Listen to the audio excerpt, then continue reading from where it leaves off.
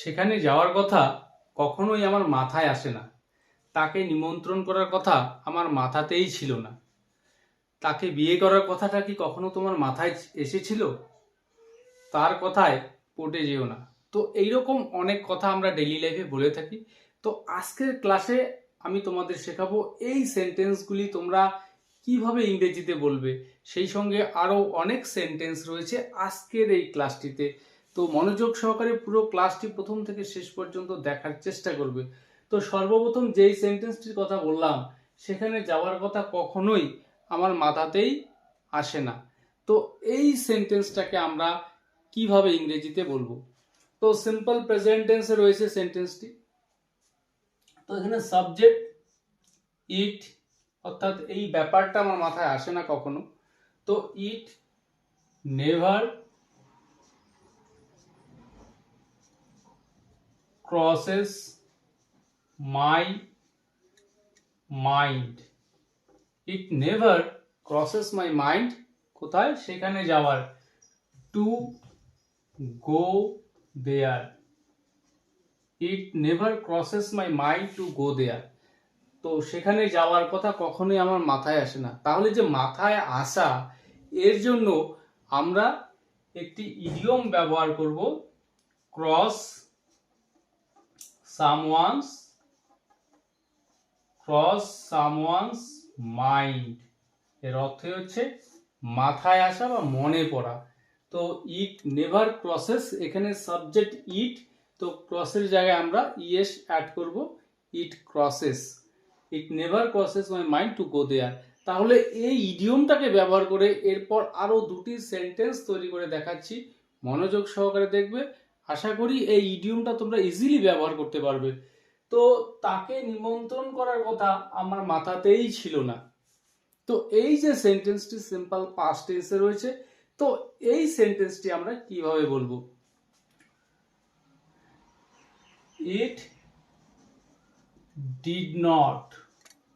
তো পাস্ট টেন্সে রয়েছে negative sentence, it did not cross. কার মাথায় ছিল না? আমার মাথায়। তো it did not cross my mind. কিসের? কোন বিষয়টা মাথায় ছিল না? তাকে নিমন্ত্রণ করার বিষয়টি। তো it did not cross my mind to invite him অথবা ইনভাইট হার। তো it did not cross my mind to invite him, অর্থাৎ তাকে নিমন্ত্রণ করার ব্যাপারটা আমার মাথাতেই ছিল না। পরের সেন্টেন্স, তাকে বিয়ে করার কথা কি কখনো তোমার মাথায় এসেছিল? তো এই যে সেন্টেন্সটি ইন্টারোগেটিভ সেন্টেন্স পাস্ট টেন্সে রয়েছে, তো এই সেন্টেন্সটাকে আমরা কিভাবে বলবো? তো এখানে আমরা শুরুতে নিয়ে আসবো ডিড, যেহেতু সেন্টেন্সটি সিম্পল পাস্ট টেন্সে রয়েছে। তো did it cross your mind. Did it cross your mind, কোন বিষয়টি তোমার মাথায় এসেছিল? যে তাকে বিয়ে করার বিষয়টি। তো did it cross your mind, তাকে বিয়ে করার কথা কি কখনো? তো এখানে কখনো শব্দটি আমরা অ্যাড করব, এর জন্য এভার। ডিড ইট, তারপরে আমাদের এখানে এভার শব্দটি অ্যাড করে নিতে হবে। তো did it ever come across, did it ever cross your mind to marry her অথবা marry him? Did it ever cross your mind to marry her, তাকে বিয়ে করার কথাটা কি কখনো তোমার মাথায় এসেছিল?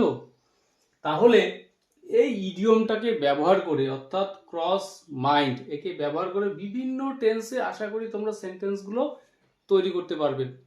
তো কোনো রকম সমস্যা হলে তোমরা অবশ্যই কমেন্ট করে জানাবে, আমি তোমাদের প্রত্যেকটা প্রশ্নেরই উত্তর দিতে চেষ্টা করব।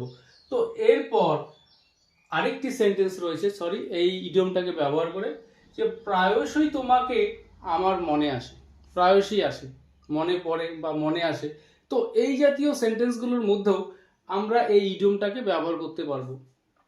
তো তোমার কথা মনে আসে, তো you often cross my mind. You often cross my mind, অর্থাৎ তোমার কথা প্রায়শই আমার মনে পড়ে। তো এরপর আরেকটি সেন্টেন্স রয়েছে, তার কথায় পটে যেও না, বা তার মিষ্টি কথায় ভুলে যেও না। তো এই সেন্টেন্সটাকে আমরা কিভাবে বলবো? তো এখানে একটি ফ্রেজাল ভার্ব আমরা ব্যবহার করব। তো তার কথায় পটে যেও না একটি নেগেটিভ সেন্টেন্স, ইম্পারেটিভ সেন্টেন্সের মধ্যে রয়েছে। তো ডোন্ট ফল ফর। তো এই ফল ফর এই ভার্বটির অর্থই হচ্ছে পটে যাওয়া বা প্রতারণার ফাঁদে পা দেওয়া। তো don't fall for his silver tongue. তার কথায় পড়ে যেও না, ডোন্ট ফল ফর হিজ বা হার সিলভার টাং। তো এই সিলভার টাং এটিও একটি ইডিয়ম, এর অর্থই হচ্ছে মিষ্টি কথা বলায় অভ্যস্ত বা যে মিষ্টি কথা বলে, এই রকম সেন্সে আমরা এই ইডিয়মটা ব্যবহার করব সিলভার টাং। তো don't fall for his silver tongue, অর্থাৎ তার মিষ্টির কথায় পটে যেও না বা ভুলে যেও না। পরের সেন্টেন্স, তিনি একজন মিষ্টি কথার উকিল, মানে এমন একজন উকিল মুখে খুব রস, তার মিষ্টি কথা। তো এই সেন্টেন্সটাকেও আমরা তৈরি করব এই ইডিয়মটাকে ব্যবহার করে। তো he or she is a silver tongue, is a silver tongue lawyer, is a silver tongue lawyer, অর্থাৎ তিনি একজন মিষ্টি কথার উকিল। তো এরপর আরেকটি সেন্টেন্স স্ট্রাকচার রয়েছে, যে আমি ভেবেই পাই না সে কি বলেছিল। আমি ভেবেই পাই না তারা কেন এখানে এসেছিল। তো খুবই কমন এই সেন্টেন্সগুলো আমরা বাংলায় বলে থাকি। তো এই কথাগুলোকে আমরা কিভাবে বলবো? যে আমি ভেবেই পাই না, ইট is beyond me, it is beyond me, অর্থাৎ আমি ভেবেই পাই না বা আমার ভাবনার বাইরে, মানে এক কথা আমি confused. It is beyond me কি বিষয়ে? যে সে কি বলেছিল। ইট is beyond me what he or she said. It is beyond me what she said or what he said. এটা আমি ভেবেই পাই না সে কি বলেছিল। পরের সেন্টেন্স, আমি ভেবেই পাই না তারা কেন এখানে এসেছিল।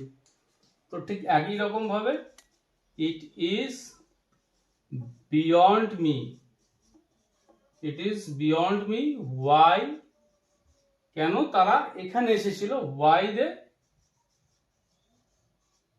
কেম here. It is beyond me why they came here, এটা আমার ভাবনার বাইরে বা আমি ভেবেই পাচ্ছি না যে কেন তারা এখানে এসেছিল। তাহলে এই জাতীয় সেন্টেন্সগুলো তৈরি করতে গেলে শুরুতেই ইট ইজ বিয়ন্ড মি, তারপর সেন্টেন্সের বাকি অংশটা আমরা এখানে যোগ করব। তো আশা করি আজকের ক্লাসে এই যে ইডিয়ম এবং ফ্রেজের ব্যবহার শেখালাম, তো এগুলোকে ব্যবহার করে তোমরা প্রচুর সেন্টেন্স নিজেরা তৈরি করতে পারবে।